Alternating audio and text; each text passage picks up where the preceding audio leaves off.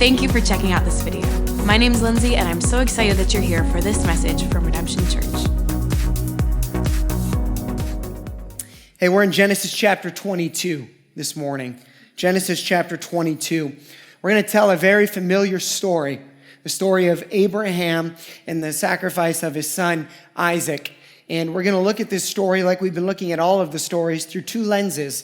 Lens number one is what are the Sunday school lessons that we need to learn or relearn or remember from when we were a kid hearing these stories or this story.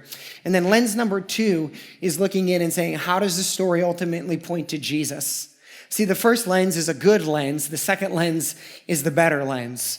And so we want to see both lenses or through both lenses this morning. And this story is a story that starts off with the words, after these things. In other words, the previous 10 chapters. See, we meet Abraham initially at the end of Genesis chapter 11, and then God calls him out of this place called Ur, and it's the first of 9 tests that God puts Abraham through. He passes all of them. The first 8 he passes, culminating then in test number 9, which is what we're going to look at this morning.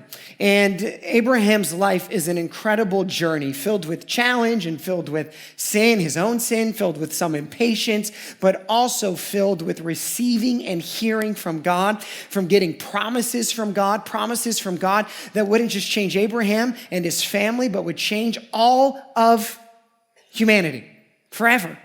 And these promises would come to Abraham, one under the stars out in the desert, and different interactions that he had with God or he had with the angel of the Lord. And Abraham is a heroic figure. In Sunday school, you probably grew up singing Father Abraham had many children or many kids, and you know that whole song. I forgot it, right? Son, I am one of them, and so are you, right? And so Abraham, man, he's all over Sunday school. And here we are now in chapter 22 of Genesis. After these things, after Abraham has journeyed through a lot of life and he's stayed faithful to God. And we all show up today to church this morning after many things. Many things. Some of us, those many things have nothing to do with God. Our life has not had anything to do with God up until this point. And we're here for whatever reason this morning. And I think God wants to say something to you. And for the rest of us, or many of us, after these things are journeying with God for a period of time, whether that's a long time, 60, 70 years, or 20 years, or a short amount of time, and you're here for this reason, carrying all of those things with you, I think God's got something for you this morning. And so we're going to look at what this story is about through lens number 1, but we won't end there. We'll end through lens number 2. And so after these things, after all that Abraham had been through, 8 previous tests of God, it says that God was going to test Abraham again. Maybe you don't like the fact that God would test us. You say, well, that's an Old Testament concept of God. It's not a New Testament concept of God. God doesn't test us. Well, in the New Testament, Jesus has this conversation with a guy. We know him as the rich young ruler, and he says, hey, why don't you go sell everything and then come follow me? And the guy says, yeah, I'm not going to do that. And he leaves. What is that? Well, that's kind of a test. Right? And so this idea of a test is not completely unfamiliar. It's not unfamiliar at all in the New Testament. And so, because God's the same yesterday, today, and forever. But one of the things that's hard for us in this story, we look and we say, well, what kind of God would ask someone to sacrifice their own son? This is barbaric. How could I pledge allegiance to a God like that?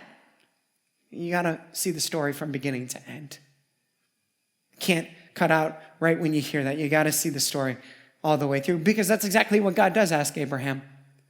God asked Abraham who's from Ur of the Chaldeans, Ur, a place where people were asked frequently by their gods to sacrifice their children. And one of the things we don't see here in the story, we can read into it perhaps, but we don't actually see it in the story, is some kind of internal struggle for Abraham on sacrificing his son. Of course that would be difficult. Of course, it would be difficult to lay your own son down on the altar. Oh, by the way, if you haven't heard, Lindsay and I, we're having another baby, and it is a boy. So I'm going to know what it's like to have. So someday soon here, August 9th is the due date, Winston Churchill Whitlow will come into the world. That's not happening. I'm just going to keep saying it out loud until she gives in, okay?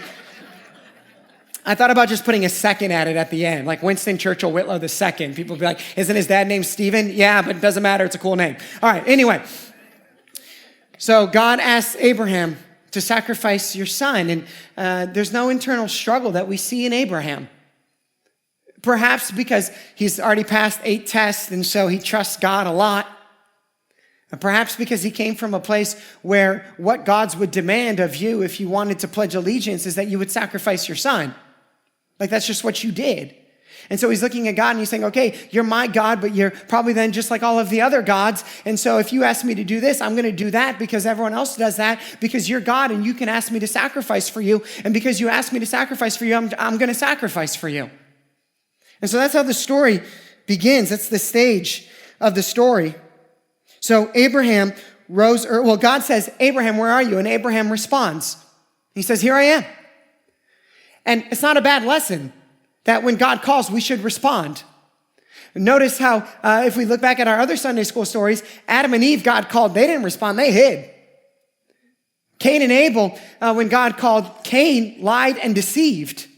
Abraham here is a heroic figure because God calls and he says, here I am. He responds when God tests. And it's not a bad lesson for us to remember that when God calls, we should respond, here I am. Oh, but we have to give to the motive why. We'll get there at the end. So Abraham says, here I am, here I am. And he tells him what to do. And Abraham rose early in the morning. He obeys, and he obeys immediately. Also not bad.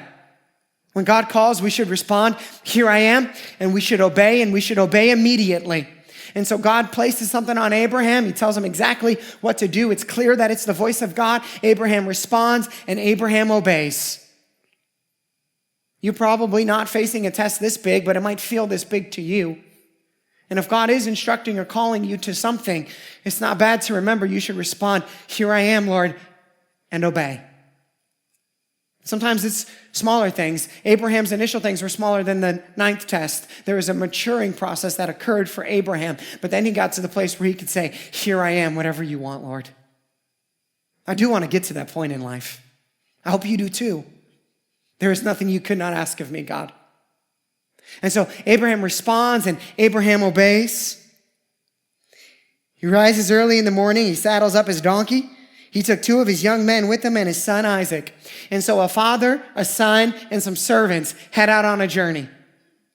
Let me say that one more time. A father, a son, and some servants head out on a journey where only the father really knows what's about to take place. Right now, the son doesn't know, and the servants certainly don't know what's really going on. The father has some knowledge that the son and the servants do not have at this point in the story. And so he, the father, cut the wood for the burnt offering and arose and went to the place of which God had told him. The father prepares the altar. The father prepares the altar. The father prepares the altar for his own son. And he's going to respond, he's going to obey, and he's heading on out. On the third day, God didn't let Abraham wake up one day, give him really hard instructions and say, now immediately carry them out. It's almost as if Abraham had to go through a crucifix, a 3-day journey. Imagine the weight of what Abraham is carrying. Now, here's what is admirable to me about Abraham, that when God told him to do something that, for all intents and purposes, has to be very difficult to carry out the sacrifice of his own son, he didn't get to just wake up and do it immediately. He didn't get to wake up and tell somebody else to go do it for him. No, he had to actually journey 3 days with the weight of that on his mind. But something amazing happens while Abraham's on this journey. See, perhaps unlike you and I, when Abraham heard something difficult from God, he didn't use the 3 days to cast doubt upon it, to talk himself out of it, to make up excuses for why it couldn't have been God, to try to figure out some way to work around it. No, something else, not doubt, not questioning, rose up in Abraham. The 3 days didn't make him say, I'm going to try to figure a way out of this. No, the 3 days built up something else in him. What was it? On the third day, Abraham lifted up his eyes and he saw the place from afar. Then Abraham said to his young men, the servants, "Stay here with the donkey. I and the boy will go over there and worship and come again to you." The Father and the Son have to go do a thing in a place, in a way that the servants could not do, could not go, and could not understand. And so the servants have got to stay back because the Father and the Son are going to go to a mountain where the servants don't have permission to go.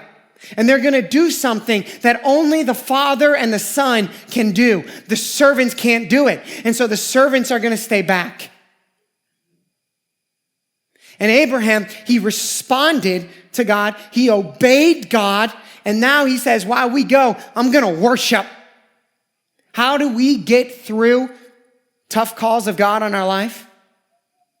We row, respond, obey, and worship.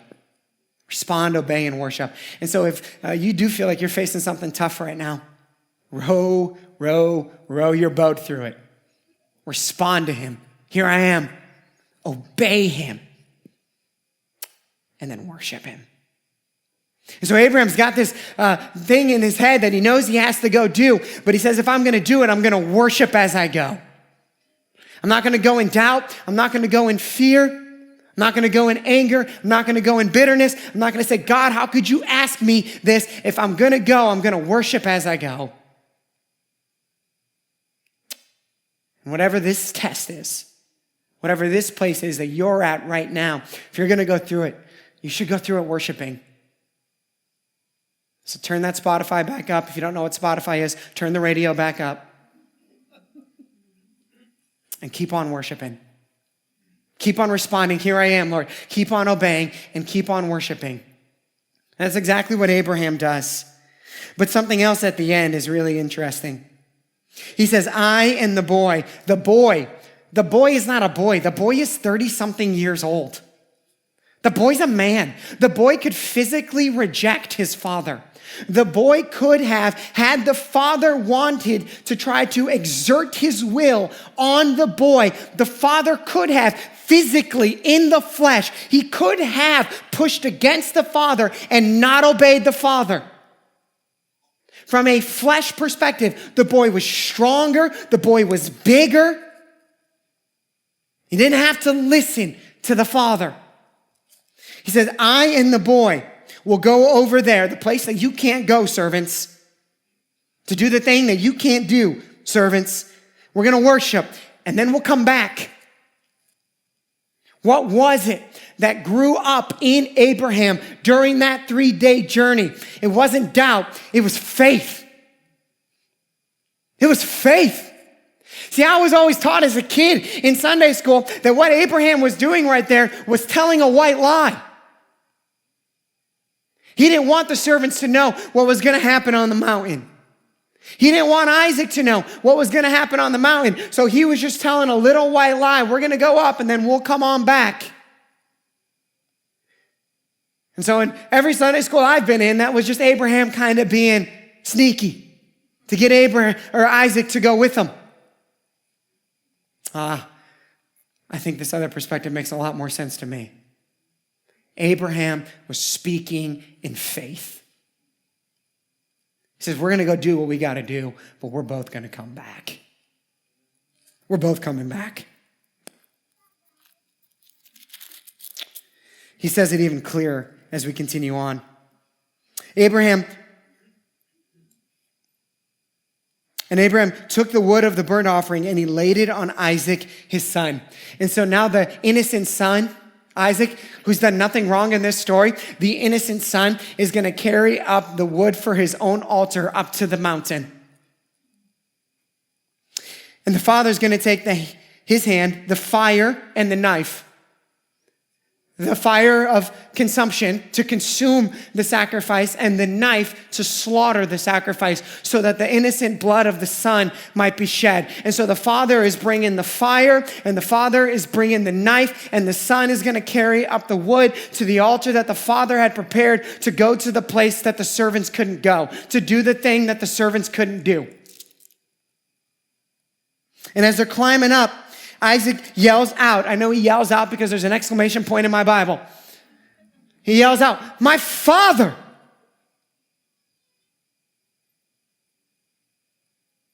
And he asks a really good question. We got all the ingredients, Dad, except one. Where is the lamb? It's almost like they'd done this before. Like they journeyed together before. And they'd done sacrifices before. And they had a ritual that they did and that, but they're missing one important part, the lamb. So Isaac's looking in. He's like, "You got the fire, that's good. You've got the knife, that's great. I see the knife, it's in your back, Dad. I know it's there. I'll carry the wood. That's what I normally do. You're old, I'm young, I can do that. Where is the lamb?" And this time, Abraham looks his son right in the eye. By the way, remember, the son is not just the son. The son is the fulfillment of the promise. The son is not just the son, he is his son. We can't take that away from it. He is his son. The story tells us that he loves his son. He is his son. He does love his son, but he's more than just the son. He is the fulfillment of the promise. What is not riding here is just the love between a father and a son. It's the very thing that Abraham has built his life upon. I will be obedient to you, God, because you will be faithful with your promises.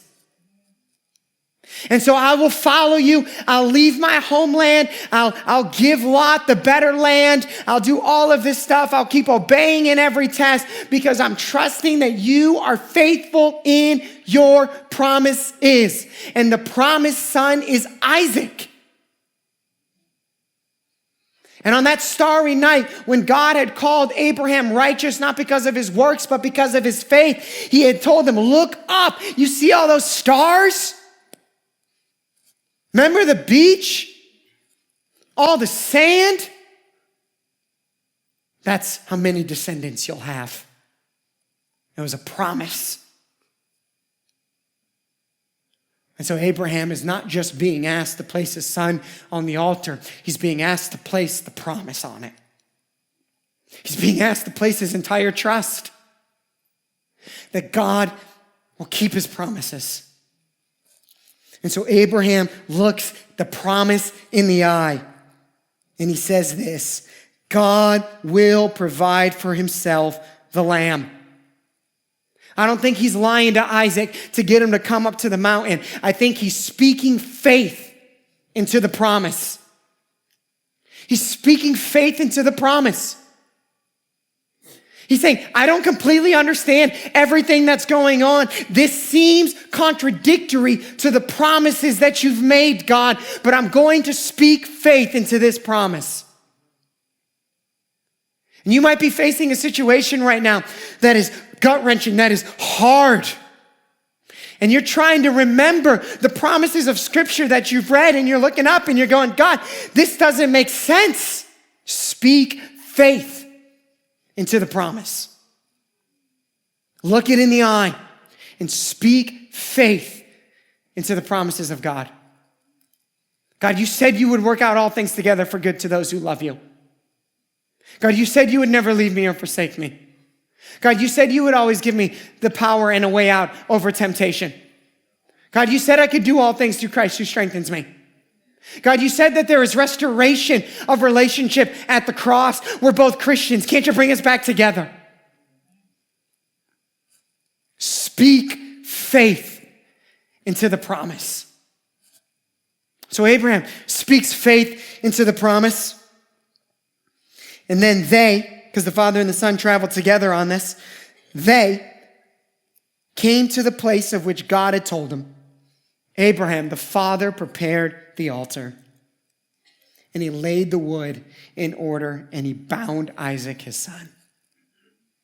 And he laid him on the altar, on top of the wood. Then Abraham reached out his hand. He took the knife to slaughter his son, to shed the innocent blood of his son, to sacrifice the promise of God. And as the knife was raised, the angel of the Lord cried out. By the way, you know my thought on this. When it says the angel of the Lord, I think it's talking about Jesus. And so as the knife was raised, and it was about to slaughter the innocent son, Jesus speaks up. Hold on. Abraham, Abraham. I've taught this before. Every time there's a double call of somebody's name in the scripture is an indication that something's about to change. Moses, Moses. Samuel, Samuel. Post-resurrection, Mary, Mary. Every time there's a double call, by the way, most of the time it comes from a Jesus figure. Every time there's a double call, it's an indication that something's about to change, something's about to transform. And so the angel of the Lord cries out, Abraham, Abraham, don't do it. And Abraham looks, and there's a ram. Now, y'all are good students, so you know, what's the ram doing here? We were looking for a lamb. That's a ram. Lamb, ram, different. And Abraham looks and he sees a ram and he's like, good enough for me. So they grab the ram. The innocent son comes off. The ram is slaughtered. They walk off the mountain. And God says, now I know. Now I know that I have your heart. Now I know. Because you would not withhold anything from me. Now I know. And then he follows it up with two things. The first thing he says is God does provide. God will provide. And God will provide, friend. He will provide. He does provide. Before we leave today, I'm going to pray for you that what you're praying for and what faith you're speaking into the promise that God will provide the answer for you. That what seems elusive, that what seems impossible, that God will provide it. And then the second thing he says is after great sacrifice comes great blessing. After great sacrifice comes great blessing. And the story seems to be indicating that the greater the obedience, the greater the blessing. And so he looks at him and he says, now I know that you've done this. And because you would not withhold anything from me, I'm going to bless you unlike you could have even imagined before. And so he reminds him of the promise, adds some new things into it. It says, we're going to go ahead and do some blessing here because you were obedient. And then the father and the son walk off of the mountain that only they could go to do the thing that only they could do. And they come back down to the servants. And I wonder if the servants said, hey, what happened on the mountain?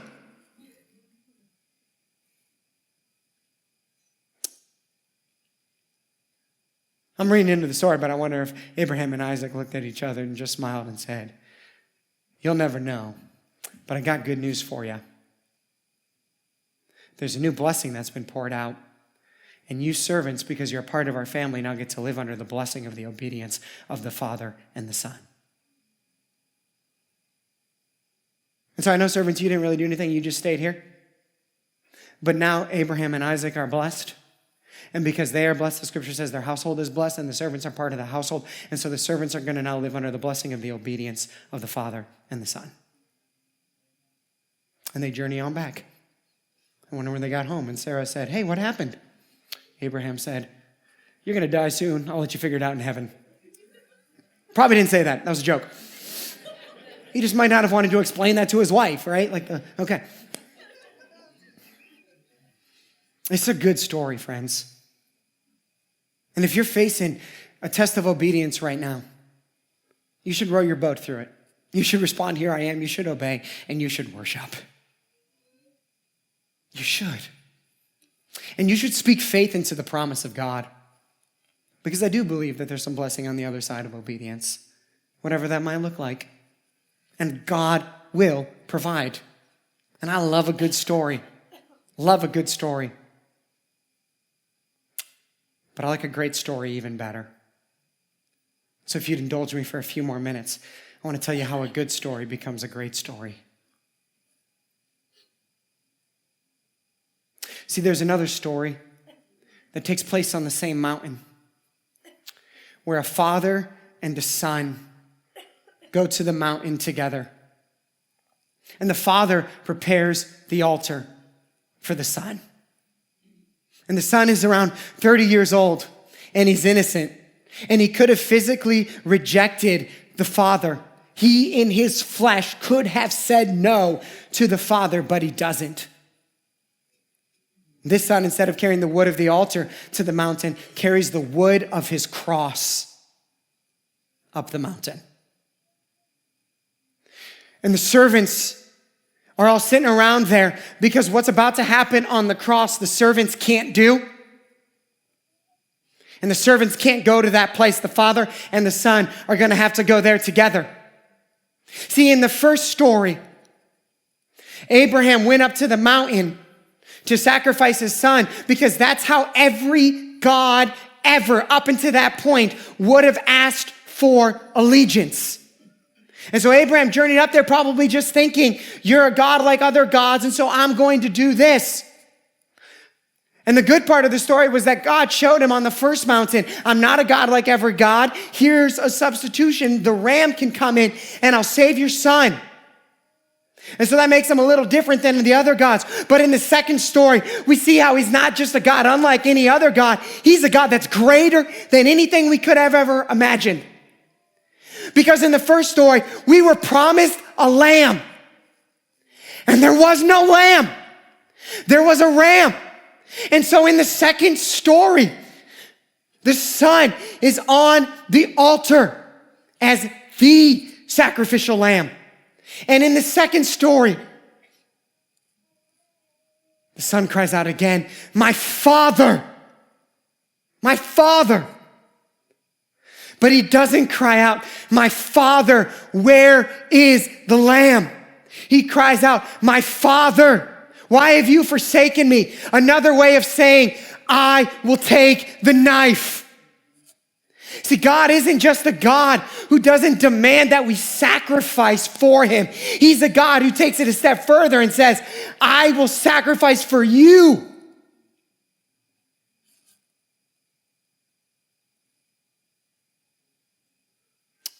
See, I always grew up hearing this story. And it was always depressing. Because this is how this story ended every time I was growing up. And I've even taught it this way before. At the end of the story, there's a little cross out here. And you get a piece of paper. And what you're supposed to do is write down the thing that you love more than Jesus. And you write it on the piece of paper and you bring it up to say, God, I will not withhold even that from you. Because I love you so much. But if you were a good Bible student like me, you knew what the real trick was, is to trick God to thinking that you didn't need that thing and that you would give it up, but you knew that in the end he would give it back. Because that's what he did with Isaac. And so if you can just convince God enough that you are willing to sacrifice that thing, then what he'll really do is he'll give it back to you. And most of the time, when you preach Abraham and Isaac, you walk out going, man, I really want to pass this test. If I just grit my teeth, if I just lay down this thing that feels like a promise from God, if I just lay down this thing that is a desire of my heart, then he'll be happy with me.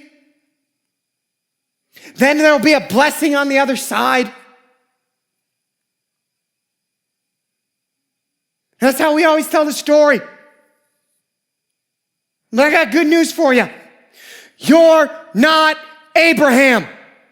You don't have to pass the test. Jesus already passed it. This story isn't a story of sorrow where you're trying to figure out what you have to give up. This story is a story of celebration because God gave up his son Jesus and Jesus gave up his life. This is a story of joy that says, I can't believe you would take the knife. And so we always want to figure out, if I'm not Abraham and I'm not Isaac, then who am I? I have to be in there somewhere. In the first story, the father and the son went to a mountain to do a thing that only they could do, and the servant stayed on back. In the second story, the father and the son went to the cross to do something that only they could do. In the first story, when the father and the son came off of the mountain, the blessing fell onto the servants because they were part of their household. You want to know who you are in the story? You're not Abraham. You're not Isaac. You know who you are? You're the servant. You're the servant. Oh, and that's such good news. Why? Because when the second son came off of the mountain, or when the second son came out of the grave, out of the tomb, the blessing of his obedience is now yours. You're not fighting to get an obedience from God or a blessing from God out of your obedience. You're receiving the obedience of the innocent, perfect son. But here's why the second story is even better than the first story. Because in the first story, the servants stayed servants. In the second story, the servants become sons and daughters. They're actually embraced or welcomed into the family. And so the blessing falls on you, and it goes even further. You're now a child. So my friend, I don't want you walking out of here today saying, what do I need to lay at the altar that I love right now more than Jesus? And if you've done that before, this is what I want you to do. I want you to march back up to it. I want you to grab it. And instead of leaving it on the altar, I want you to start speaking faith into the promise of it. Because I did this sermon, and I was a good single Christian kid, and so I wrote marriage on there. And you've done it. You've said, if we can't have kids, God, then I'll lay it at the altar. You said, God, if I'm supposed to be in this employment state my whole life, I'll lay it at the altar. You said, God, if I'm supposed to be miserable my whole life, I'll lay it at the altar. God, if I'm supposed to be in this addiction or my loved one is supposed to be caught up in that and they're not going to change and they're not going to receive salvation, I'll lay it at the altar. We've probably all done it. We grew up in Sunday school. And now I'm saying it's time to go pick it back up. And instead of saying, I'll leave it at the altar, to say, God, I'm speaking faith into this promise. And if you don't have the faith, I got an abundance of it right now, so I'm going to pass some on to you.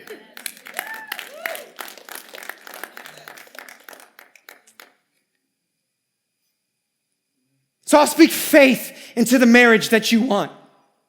And I'll speak faith into the kid you want to have.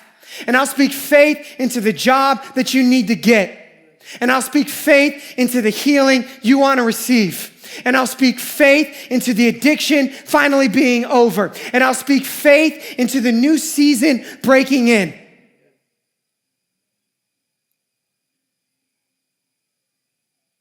By the way, if you're caught up in some kind of weird doctrine that says there's too much faith going on here, I'll say it again. Our faith is a faith of faith. Oh, but I'll get more biblical than that. Hebrews chapter 11, it provides commentary onto the situation. And it says, by faith, Abraham brought Isaac to the altar, believing that God would raise him from the dead. Let me tell you what that means. It means all along, as Abraham was journeying through this process, he never believed for a second that the promise would stay dead. The Bible tells us that's not what he believed. And so when we preach a sermon that you've got to put the desire that God has placed in your heart on the altar and let it die, that's heresy. The promise is supposed to come to life.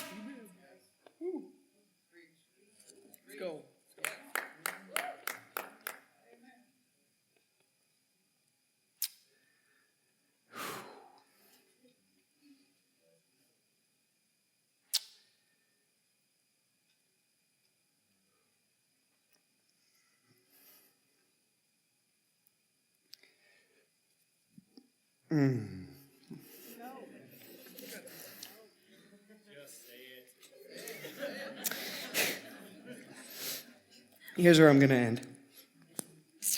I need some pretty keys.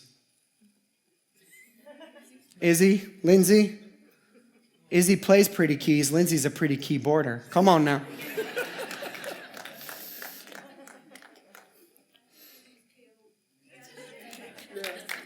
I mean, yeah, I can't, all right. That was her mom.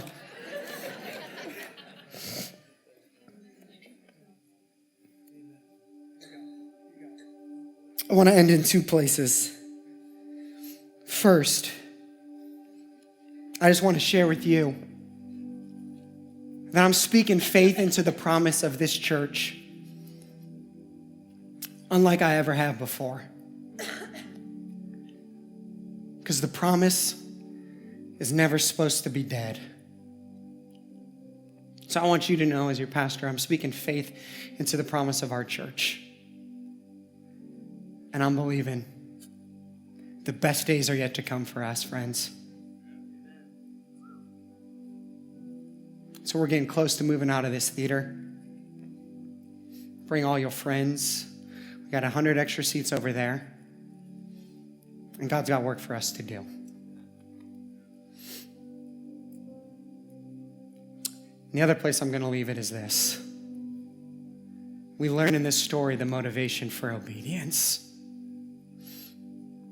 The point of this story is not that we grit our teeth to be obedient. The point of this story is that we see the second son, Jesus, being obedient for us. Doing the thing that we could not do, going to the place that we could not get to, taking on the knife and the fire of God's wrath for us.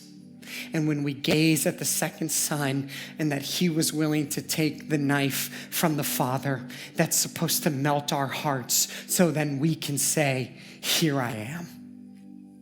Here I am. Because Jesus, you paid it all for me. You did it all for me. And that becomes the motivation for all of this faith talk.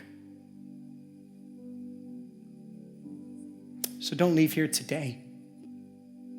Don't leave here today without seeing the real story. Jesus taking the knife.